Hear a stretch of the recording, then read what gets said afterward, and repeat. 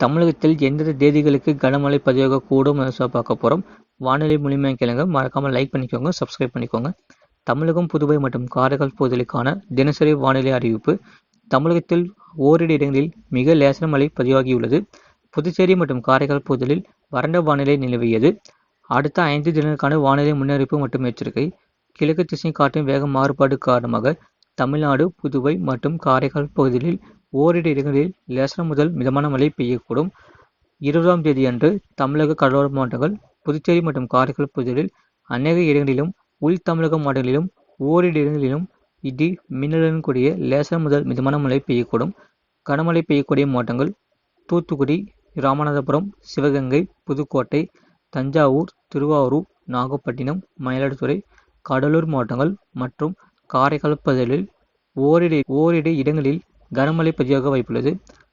21ஆம் தேதியில் தமிழ்நாடு, புதுவை மற்றும் காரைக்கால் பகுதிகளில் அநேக இடங்களிலும் இடி மின்னலுடன் கூடிய லேசான முதல் மிதமான மழை பெய்யக்கூடும். கனமழை பெய்யக்கூடிய மாவட்டங்கள் புதுக்கோட்டை, தஞ்சாவூர், திருவாரூர், நாகப்பட்டினம், மயிலாடுதுறை, திருச்சிராப்பள்ளி, பெரம்பலூர், அரியலூர், கடலூர், கள்ளக்குறிச்சி, விழுப்புரம், செங்கல்பட்டு மாவட்டங்கள். புதுச்சேரி மற்றும் காரைக்கால் பகுதிகளில் ஓரிரு இடங்களில் கனமழை பதிவாக வாய்ப்புள்ளது. சென்னை மற்றும் புறநகர் பகுதிக்கான வானிலை முன்னறிவிப்பு. அடுத்த 48 மணி நேரத்திற்கு வானம் ஓரளவு மேகமூட்டத்துடன் காணப்படும்.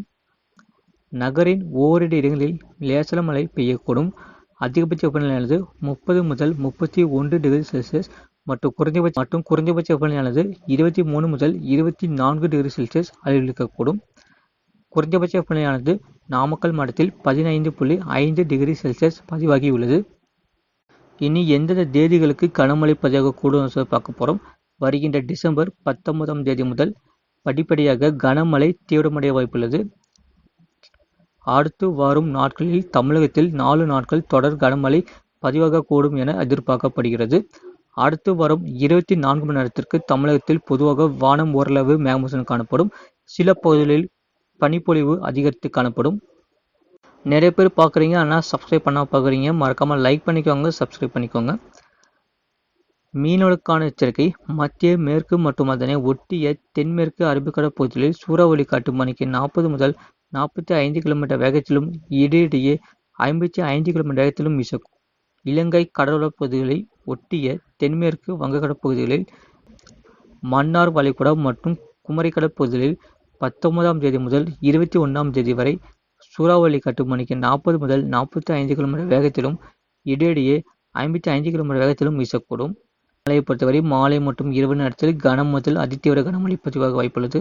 வருகின்ற டிசம்பர் 19ஆம் தேதி முதல் 26ஆம் தேதி வரை கனம் முதல் அதிதீவிர கனமழை பதிவாக வாய்ப்புள்ளது. இது போன்ற செய்திகளை உடனுக்குடன் அறிந்து கொள்ள மறக்காமல் சேனலை சப்ஸ்கிரைப் செய்யுங்கள் மற்றும் ஏற்படுத்த ஷேர் செய்யுங்கள்.